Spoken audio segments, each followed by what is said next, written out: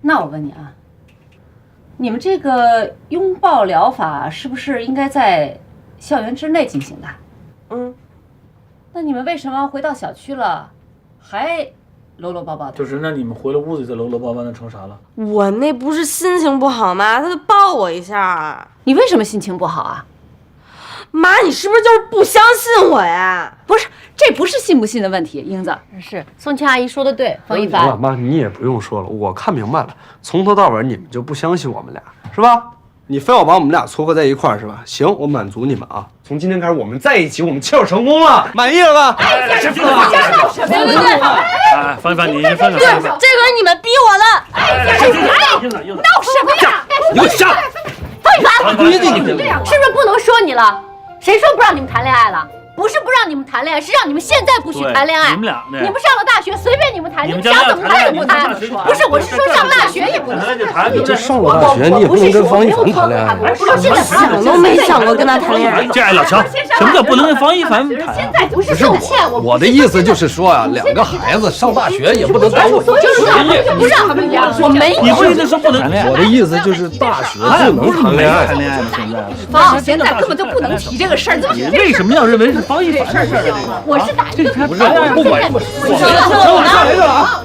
等会儿。别一起走，你晚一点走。对，你俩分开你先走。啊。对，英子你先走，你们拉开一段距离，别一起走。你先走吧。啊。我在这看着。哦，我去。你等一会儿再走。你儿子你自己不看着，你让别人看着。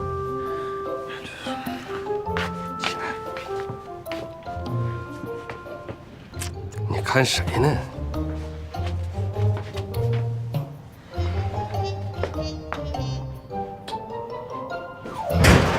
英子，你等一下，以后你上下学我接送你。你要接送我？为什么呀？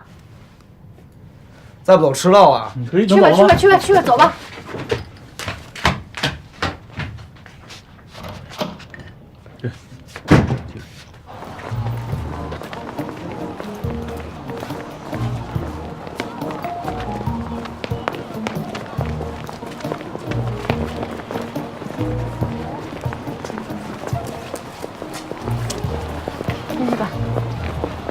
宋老师，哎，李老师，家离这么近，还来送英子上学啊？哎呀，不是还1个月就期末考试了吗？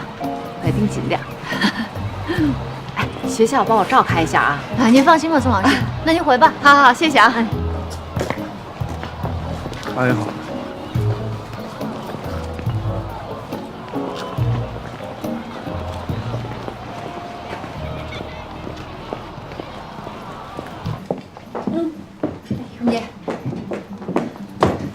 你给我打电话那会儿，我正开会呢，出不来。哦，哎呀，就是临时叫你出来了。我就想抓紧时间，所以随便点了点儿，行吗？没问题啊。又怎么了？这个早晨的事儿吧，我回去又想了一上午，我还是觉得不踏实。你看哈，这第1学期马上就要结束了，然后等2月份开学，到高考之前满打满算就4个月的时间了。对，所以你看，咱得一定要站在一条战线上。我本来就跟你一条战线的。哦，不，我说的不是学习，我是说，能不能让方一凡和英子这段时间就别再接触了？啊？不接触啊？怎么让他们不接触啊？他们俩天天一块上学，一个学校。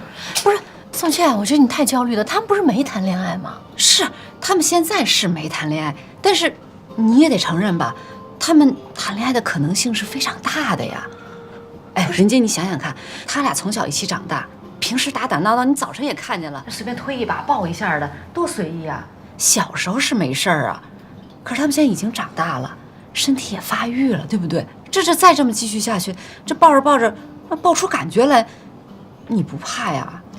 可是他们不那是什么，这拥抱疗法吗？不都解释清楚了吗？哎呀，你们家男孩可能是不怕，我们家女孩当然怕了。你别说这样的话，我知道你们家是女孩啊，我可替你着想啊。而且我觉着吧，这俩孩子，不应该会做出这样的事儿。今天早上咱们不都开诚布公跟他们说了吗？再说英子的人品，我是特有把握的，你教的没有坏样。那方一凡虽然学习成绩差了一点，可是方一凡的人品和家教，我也敢打保票的。这俩孩子都不混，不会再做什么出格的事儿。你这样他们现在不接触，这肯定不合适啊。我呢也不是说非要不信任两个孩子，可是这事儿不是信任不信任的问题啊，我们都是从青春期走过来的。你说这现在有那么多闪婚的，这哪儿来的呀？不都是因为冲动啊？一冲动，闪恋、闪孕，这个时候，万一英子，那我到跟谁哭去？你这将来咱俩还怎么见面呀？不是，这一拥抱怎么就怀孕了呢？你别想那么多，你联想太多，你联想公司的呀你。再说，哎，早上不都问清楚了吗？捕风捉影的事儿，到你这儿就成实锤了，就怀孕了。这方一凡又不是流氓，说让你家英子怀孕就怀孕了。而且咱退一万步说，万一他俩是真好了，没跟咱俩说，没跟我们承认，那也是两个孩子之间的事儿，是不是？咱们也得好好跟他们说，这俩孩子之间得让他们先去解决啊！真要孩子出事儿了，我们就一句话推孩子身上了？不是哦，我们当然没有责任的。我不是。哎，我跟你讲啊，那17、18岁的男孩多冲动啊！你看乔伟东都到这个岁数了啊，这不是一冲动就出轨了？我知道，但是你不能拿所有人都跟乔卫东比吧？这所有人都上纲上线了，这我不是拿所有人都跟乔卫东比，可是你说啊，要不是臭味相投，能成为朋友吗？你看方圆跟乔卫东整天混在一起，能不受影响吗？你看看现在方圆啊，工作也没了，整天在家里游手好闲，油嘴滑舌。那凡凡整天跟他在一起，你也说了，凡凡就是受他影响多，对不对？那这不将来就是未来的方圆吗？那方圆不就是未来的小卫东吗？不会的，你怎么这么想我们家人呢？哎呀，我不是替你着急嘛！再这么下去，那方圆就是下一个乔卫东啊！不可能，方圆不可能成为乔卫东的。怎么不可能啊？哎，要我说呀，这方圆还不如乔卫东呢。那乔卫东到底还能挣钱？你说方圆会什么呀？整天待在家里面，这现在还是吃软饭，整天靠着你，这凡凡能跟他学什么好啊？你还整天乐呵呵的，傻不傻呀你？行了，我老公我自己都不操心，你操那么多心干嘛呀？哎，你还急上了？我这是为你好，我不需要你为我好，我自己事我管得了。你不是为我好啊？我不是为你好，为谁好？你自己心里怎么想的你自己清楚。你不就是怕英子成绩下来吗？我当然得担心英子了。英子是我女儿，我不保护她，谁保护她呀？你保护她没错，你不能过界。你让这俩孩子不接触什么意思？怎么跟老师说去？你动动脑子，跟老师说这俩孩子可能谈恋爱，别互相接触，那不全校都知道了？那我们大人也不能无动于衷啊，就不管了。我没有不管，我跟你讲，英子将来可是北大清华的方向，这么影响下去，这还能考吗？我不是我家方一凡也不差呀，也不是说不管啊，是说这俩孩子现在没有这回事，你非要往这方面想，这不是你就是过激的反应吗？不是，你们家凡凡，我跟你说，我一直都挺体谅你的。我告诉你，我一直站在你的角度想，我一直就很照顾你，站在我的角度想吗？我当然了，我要不然我这事儿在我眼里都不算事儿啊，这就不算事儿。是这俩孩子你说哪有什么算事儿啊？不好意思，两位能小点声吗？不能。态度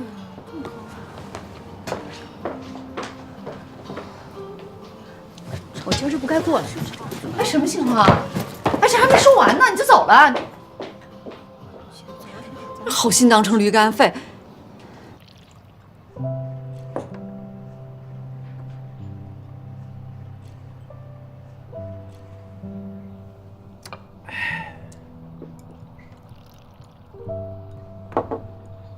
哎，咱俩每周一哥，你请我吃日本料理，你就做成干辣，啊，怎么咱俩聚会就是你看我吃啊？吃吧，你给我保证个事儿吧。你要给我保证了以后，你想吃多少顿日料我都请。什么事儿？今儿咱们俩不是拷问俩孩子了吗？可是我这心里呢，就不是很踏实。你不踏实什么呀？你是不踏实这孩子谈恋爱了，还是不踏实英子跟方一凡谈恋爱？跟凡凡没关系。这高3了嘛，不想让孩子谈恋爱。这我们也不想让孩子那么早谈恋爱，但早上俩人不说了吗？没谈啊。可是我这不放心啊。你直说吧，你想让我答应什么？你给我保证啊，你给我保证凡凡和英子没谈恋爱，他们俩也不会谈恋爱。这我他妈怎么保证啊？我保证不了。你保证得了？你是凡凡的爸爸。我就是警察局局长、派出所所长，我也保证不了这事儿啊。当爸的也不能管天管地啊，那我怎么保证这事儿？那你当年谈恋爱是吧？你爸要说你能听吗？能管得了你吗？这时代不一样了，更何况英子是女孩儿。女孩，哎，这男孩可以谈恋爱，女孩为什么就不能谈恋爱呢？啊，不说这个，我就问你，那你当年第一回谈恋爱你是什么时候？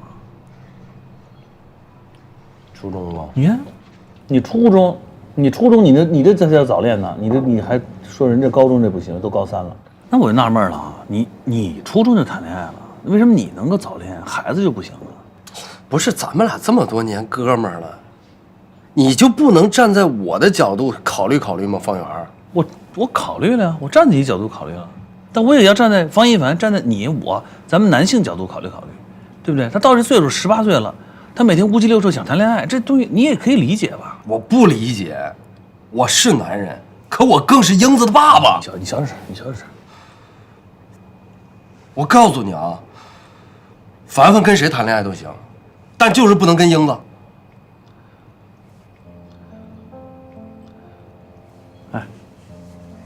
我这是这样，你是不是就是觉得就是主要是英子不能跟这个方一凡谈恋爱，这是让你别扭？不是，他跟谁谈恋爱我都别扭。我现在一想到他跟一个男孩在一起，我心里就不舒服。你这不爽。我跟你讲，你这样的啊，你这其实是一种变态，知道吗？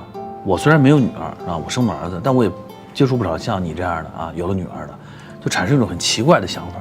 觉得自己女儿将来绝对不能谈恋爱，不能嫁人，一脑补那画面，说自己的闺女将来跟哪个男的躺床上了，心里就别扭，就不舒服。你是不是这感觉？啊？那你这是一种病，叫直男癌，你知道吗？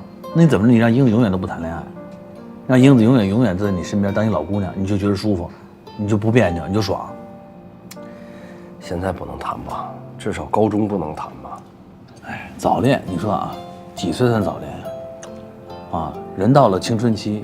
开始有了恋爱的冲动，有了对异性的想象，有了一种美好的愿望，这不也正常吗？对吧？16算早，17算早，谁规定了几岁是早，几岁是晚？我不是支持早恋，对吧？但是啊，这早恋也不一定都是坏的，也有最后终成善果的，对不对？但是人晚恋就都好吗？你跟宋老师，你俩大学的时候才谈恋爱，这算晚恋了，最后也离婚了吗？你老举我这个例子干什么呢？这跟我有什么关系啊？这是一码事儿吗？我跟你说啊，早恋这个事儿，宋茜更着急。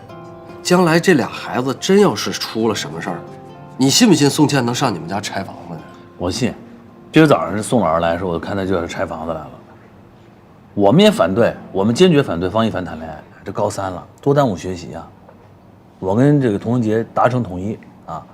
坚决不让方一凡谈恋爱，不管是跟英子还是跟别的女孩、桃子都不行，对不对？我们也严防死守，杜绝这个早恋的发生，好吧？我回头跟方一凡也做思想工作，跟他都沟通沟通，成不成？成。但是这保证我可保证不了啊，这事没法保证。你必须保证。行，我保证。我能吃了吗？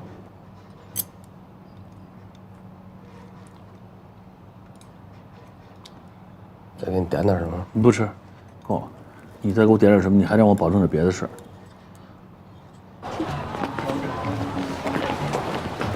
不是吧？拥抱一下就算早恋啊？这帮家长可太烦了，对不对？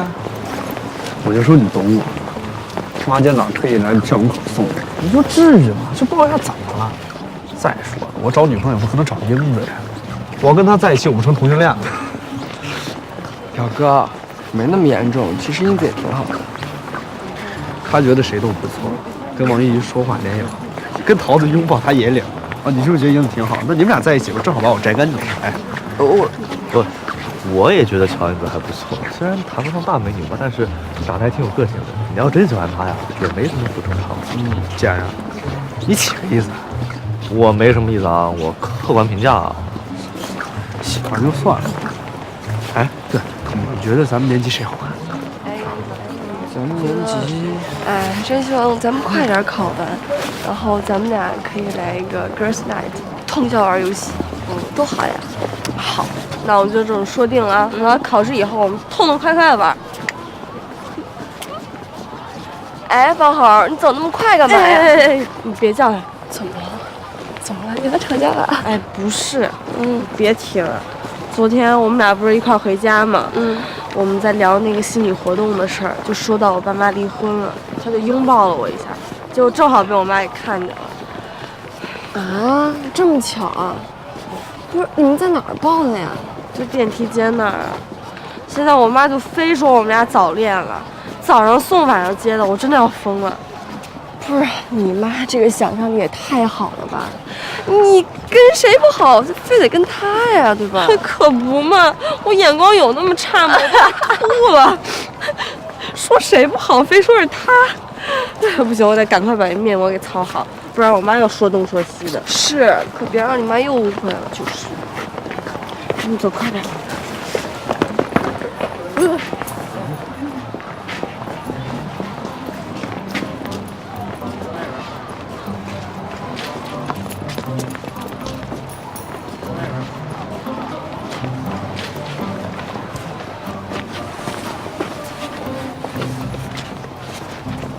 妈，来，走吧。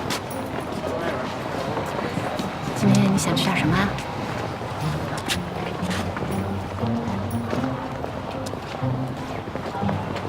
不是你们看我干嘛呀？我丈母娘都把你媳妇给领走了，你赶紧追去啊！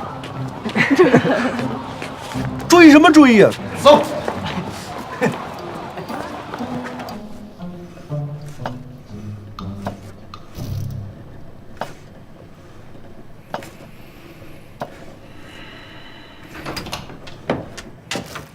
回来了。哎，回来了。塞车吧？孩子呢？啊，回来了。啊，回来，王一凡写作业，磊磊还没回来呢，那去给那个谁，那个王一迪去补功课去。怎么又去给他补功课？不是说不让去了吗？是，哎，他自己想去，这不是人家请他去的。男孩女孩，由着他吧，他自己开心呗。由着他们，将来都出事，跟方一凡似的。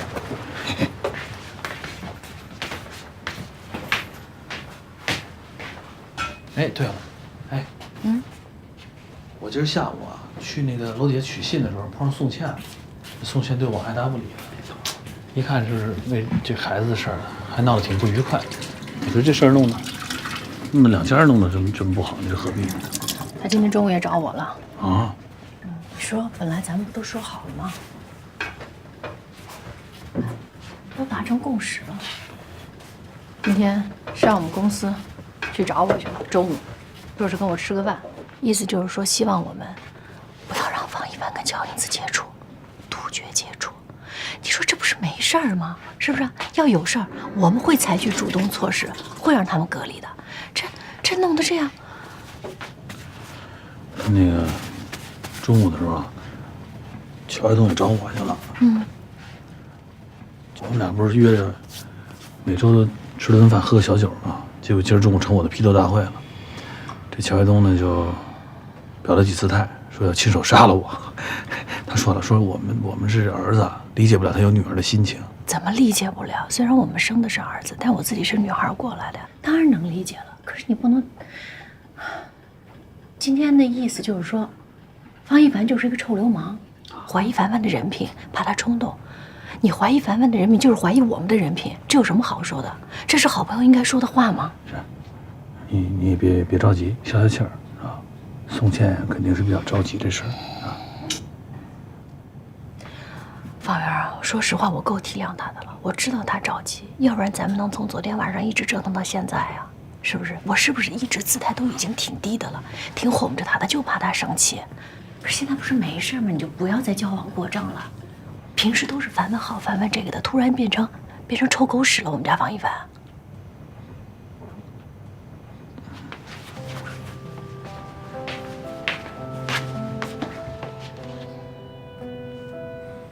哎，也要理解一下宋老师，他跟他们家情况不一样，怎么说也是个单亲妈妈。知道啊，你还要我怎么理解的？我知道他自己婚姻不幸，是吧？也不能说不幸吧，就是不圆满吧，所以他害怕英子步他的后尘。可是我跟他这么多年的好朋友，你不能因为这个事情就跟我这样说，我心里就接受不了。再说了，方一凡又不是乔卫的，我又不是渣男，这么说我真的是心里不舒服。你们俩好朋友、好闺蜜，别为这种事儿最后闹得不愉快，闹掰了、闹僵了，都犯不上。基本上已经掰了。不会的。这样，方一凡，我想了想，还是你跟方一凡再谈一谈，啊。你们俩人闹僵了，这我跟方一凡谈什么呀？这早上不都谈明白了吗？我是说，现在这个时代不一样了，网络发达，信息多元化，孩子知道这个事情的渠道特别多，他们什么都懂，是吧？别万一真出什么事儿，现在咱们家是没出事儿，占着理儿，要真出什么事儿，这个锅是不是咱们家得背啊？而且万一方一凡要是不做什么安全措施，那咱们是不是对不起人家？不是，那就是真犯错了。他俩不是没那个什么吗？我知道，现在没有，防微杜渐，防患于未然啊。他将来也得谈女朋友，这些事情他迟早得清楚。你跟他掰碎了、揉碎了，讲清楚了，我也心里踏实。不是他们原来学校肯定上过这种课，初中不都已经有这个性教育课了吗？我知道学校是学校，家是家呀。他在学校讲的那些东西，他能听进去几句啊？而且家里面不一样，父母说的啊，他能听进去。咱们是父母，这事得咱们自己来做。他都这么大了，我张不开这嘴。你想想办法，好不好？想想办法。我哪想得出办法？你要想谈，你自己跟他谈吧。哎，你男的，我男的呀？这个男的女的有什么关系啊？你了解这个事情多，还是我了解这个事情多啊？咱俩不是一块儿摸索的吗？你别闹了，就这么定了。你去跟他谈，组织一下语言。方一凡，方一凡，哎我，凡凡，哎，爸爸找你说点事儿，来出来，来。什么事儿？哎，走啊！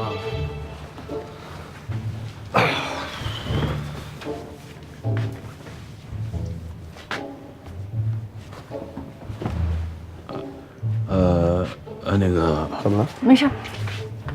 儿子，这个，说呀，快点。哦，对，不，你们俩还要审我啊？不是说这事儿了，不是，英子他妈已经不让我和英子接触了，你知道吗？他今天特意上下学都接送他。有时候我搞不懂你们大人，我和英子好朋友，我们抱一下怎么了？现在弄得我们俩特别尴尬，连说话。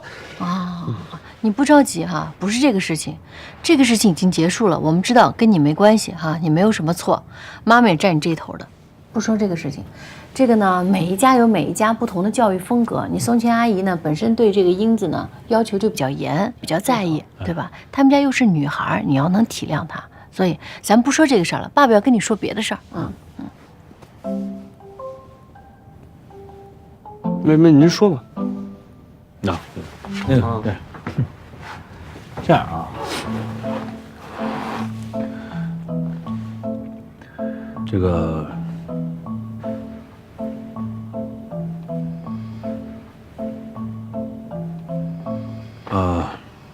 儿子，你知不知道你是怎么跑到妈妈肚子里的啊？你怎么生出来的？你知道吗？这不很简单吗？生物课都讲过，就是说你们俩结婚之后做爱，不，就是发生性行为。好，你不用说的这么直接啊。我稍微说的专业一点，就是说细胞结合之后呢，我妈就怀孕了，怀孕之后42周之后我就出来了。那行了，那这他都知道，那就谈到这儿吧，好吧？这我肯定知道，这生物课都讲过啊。况且我这么大，什么事儿不知道啊？当然了，这中间有很复杂的细节。你看两个儿子，细节不用描述了啊，爸爸也清楚啊。好，那行。好，就算是你都知道这些过程了，是吧？你也都很了解了，但是呢，爸爸呢还是要跟你沟通一下，是吧？就是因为如果有一天啊。比如你有个女朋友啊，不是说英子啊，跟英子没关系啊。就如果有一天你有个女朋友，儿子，你知不知道你应该就是怎么保护人家呢？对，戴套呗。这你都知道？那那妈妈问你，你用过没有？这什么事儿啊？这点简单的事儿，我还是知道，我多大人了呀？不是，那妈妈问你到底用过没有啊？你用，这我怎么可能用过呀？啊，这我跟谁啊？我怎么可能用？对，当然肯定，我们肯定相信你用肯定是没用过啊。这个，但是现在男孩啊，现在资讯这么发达，这些东西一般孩子们都知道啊。但就算你知道，是吧？你知道，那个爸爸还是要叮嘱你几句啊。有的时候呢，这个男女之间容易冲动，一旦冲动呢，就会造成一些悲剧。你有了一个女朋友啊，我说的不是英子啊，跟英子没关系啊。就如果有一天你有了女朋友啊，你长大了啊，你呢，这个一定要注意2点。第一，跟人家女孩是吧？做任何事情都要尊重人家，对，要征求别人的同意啊。你比如说拥抱啊，亲吻啊，接吻啊，还包括甚至发生性行为，这些你都一定要征求对方的意见，征求对方的同意之后，才可以，啊，你不能强迫别人，对吧？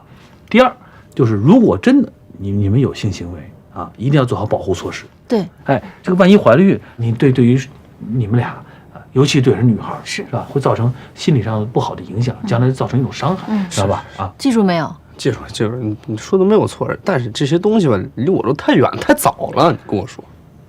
其实早是早了的，也不早，对，你是18岁了，你18岁一个男孩子，你应该要知道这些，对吧？而且你想，你将来有一天，你上了大学，是不是啊？你谈了女朋友，你找着一个你喜欢的女孩子，爸爸妈妈肯定会支持你的，是不是啊？是，对，不有一句话说得好吗？就是说父母是孩子最好的老师。你看，你平时对我妈又保护爱护，又给她做饭，就这个那个的，言传身教，我都看在眼里呢。好，你看看这多好啊！你看，哎呦，我就放心了。你能看见爸爸对妈妈好就行啊！你听听，这孩子就不说假话啊，那就行。那今天谈的挺好的，好吧？对，等一会儿，爸爸还有个事要叮嘱你一下啊，就是男人啊，王一凡，你现在18岁就是男子汉了。一个男人最重要的就是要学会控制自己的欲望，有些事儿不能冲动，尤其是男女之事，一定要控制好自己。这个事儿不能像打喷嚏那样，你像打喷嚏那样，你说憋不住，啪就打出来，这可不行。谁啊？你怎么回来了？啊，我早就回来了啊。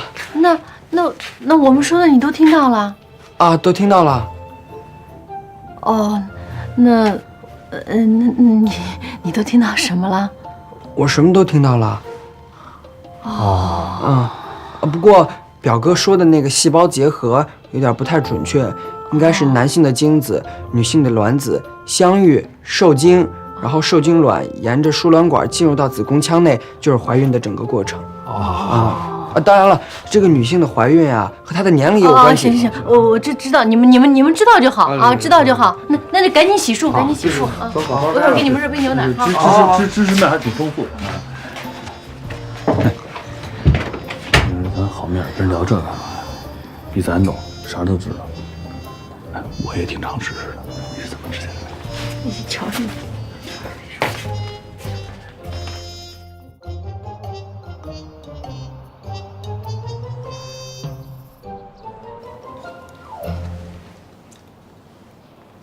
你说你家里的饭不吃，跑到医院来陪我吃病号饭。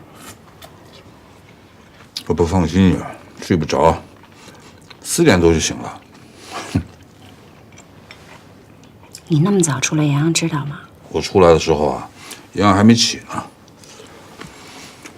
我现在每天早出晚归，一天和洋洋也说不了几句话。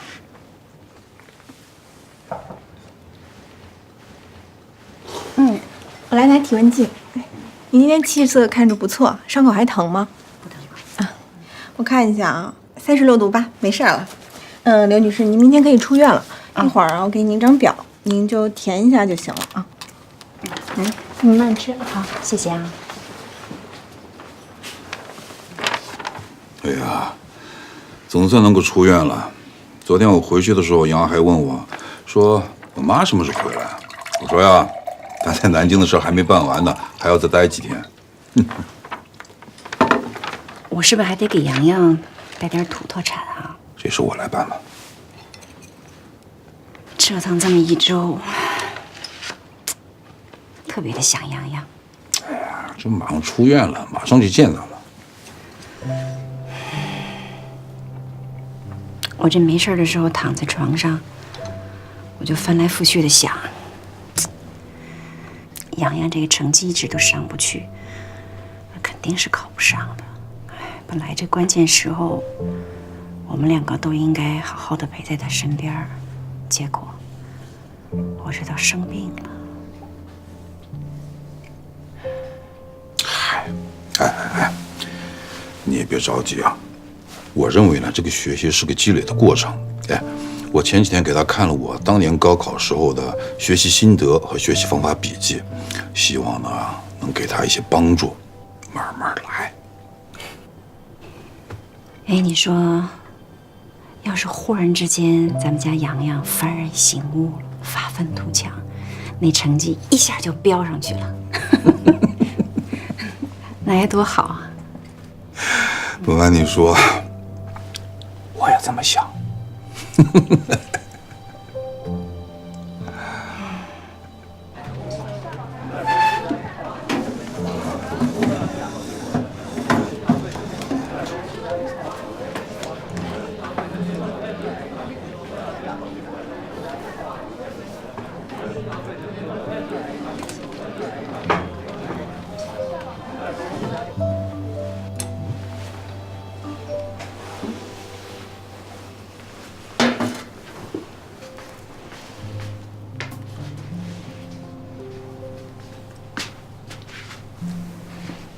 晚上有个家庭活动，你们谁能来参加？晚上是什么活动啊？哦，就是让高3的学生和家长一起敞开心扉，畅所欲言，要求每家都得去。那你能去吗？哎呀，按理说是应该去的，可是我现在哪有心情参加什么活动呀？你去吧，要不然这洋洋孤零零的，就他一个人啊，那别人家都是一家3口。哎，这想着都觉得难受。你争取去吧。好，我去。我去。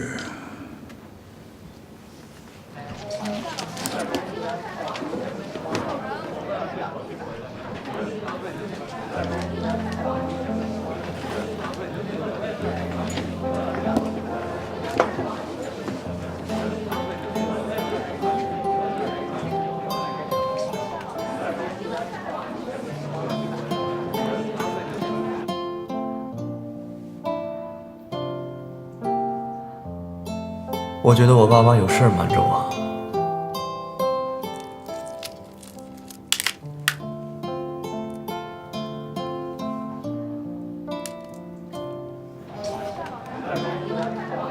有什么征兆吗？我爸这几天早出晚归的说是工作，但是每天都是慌里慌张的，我觉得不太像是赶着上班。我妈呢，说是出差1周。结果都1周多了，人也没回来。你说他们是不是背着我干什么呢？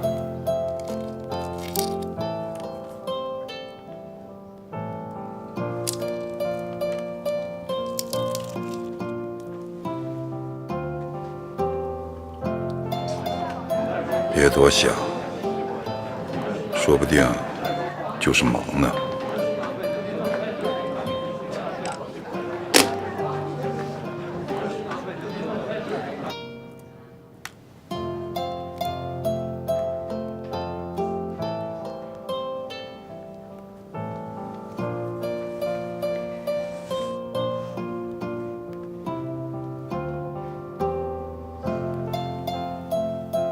等会儿。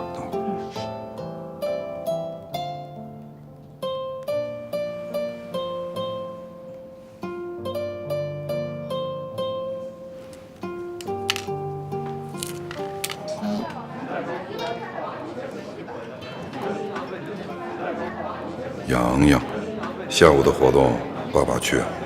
我忙完了就过去，你等我。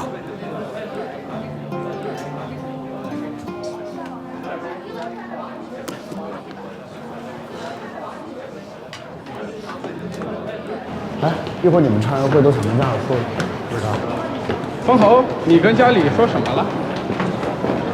我要知道他问题啊，我还指望你们给我点建议，抛个关子。感觉跟他们没什么可说的，我总不能回去跟他们说我谈恋爱了吧？哎，我就打算跟父母说我恋爱了，看看他们什么反应。强啊！我都还没谈过恋爱。哎，这有什么的呀？我在家什么都跟我妈说，无话不谈。是，你是在家什么都说，你们家都是鲶鱼精，藏不住事儿。怎么说话呢？本来还想帮你们出出主意呢，你们自己想去吧。哎，其实我挺想跟他们坦白的，我就是喜欢二次元，就是喜欢漫画，就想考个美院，我都偷偷的报名艺考了。哎，好啊，那你今天要情真意切的跟他们说，说不定就同意了呢。我也想好，我准备跟他们说，其实我挺爱他们的，不想让他们离婚，想让他们复婚。聊什么呢？你打算说什么呢？我呀，我跟我舅舅能说什么呀？我倒是想跟他畅所欲言一下，想问问他跟李老师近况如何。你真是，你们家太逗了，搞得你跟家长似的。哎，你呢？还跟他们说南大的事儿？我呀，反正我是肯定不会放弃任何机会的。虽然我知道我妈没那么容易被潜移默化，但我爸倒是值得一试。哎，洋洋，来，你们俩准备说什么呀？哎，等我爸来了再说吧。我没什么可说的，也没有可说的人。爸，磊儿，你看啊，小姨、小姨夫都在，你就有什么就说就完了，就当亲爹亲妈一样，好吧？走。各位家长、各位同学，大家好。我们今天的活动叫“认识家庭，畅所欲言”。一会儿啊，每个家庭按照自己孩子所在的班级去各个教室参加活动。活动的规则呢也很简单，就是以家庭为单位，家长和孩子之间相互之间向对方说出自己的心里话。当然了，如果您要是不愿意参加的话呢，我们也不勉强。我想在活动开始之前啊，跟各位家长再多说几句。我们中国人在家庭的那个内部交流沟通上呢，往往特别含蓄，很多事情啊是看破不说破，但往往这样就会导致很多代际沟通上或多或少出现很多问题。而我们今天这个活动，恰恰可以在家长和孩子之间无障碍沟通上搭建一个平台。管呢？我觉得这个机会很难得，所以我特别希望我们的家长朋友们，在一会儿进行的活动过程中，一定要倾听自己孩子的声音。你跟童文杰怎么了？尽量不要干扰。怎么不说话？我们一定没什么话可说，干嘛非说呀？这样和英对于他们将来的什么和英子？乃至高和英怎么也不说话了？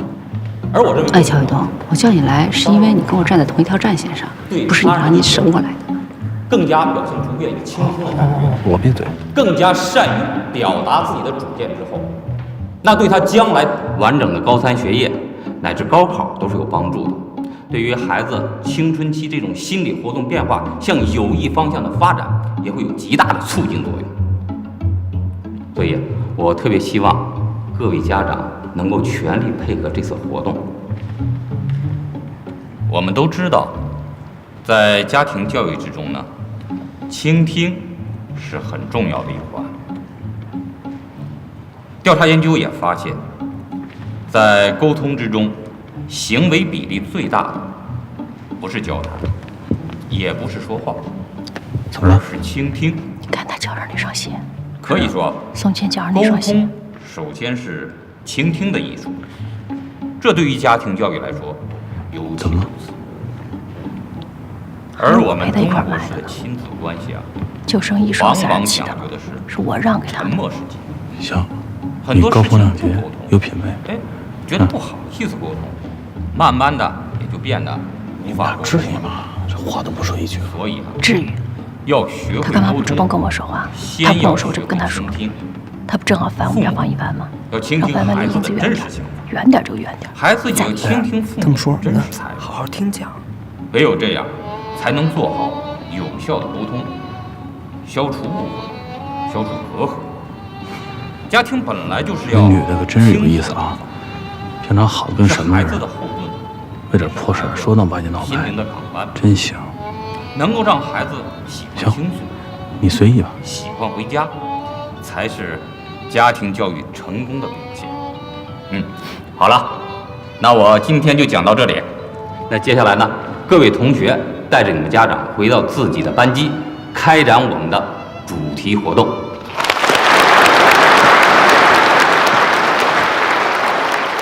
华子，一会儿你先回班级啊。啊，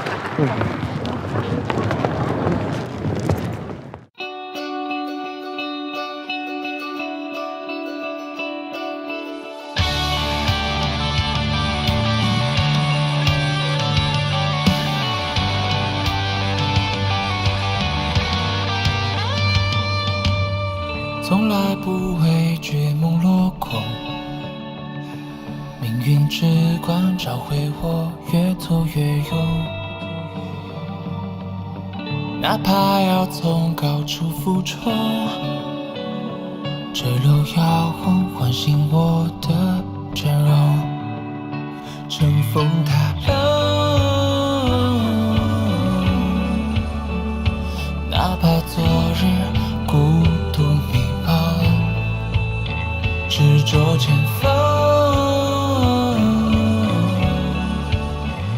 像野马般拖着自己梦中的长空。若一望无涯，你的笑却灿烂如夏，年少时的话全都实现了吗？时间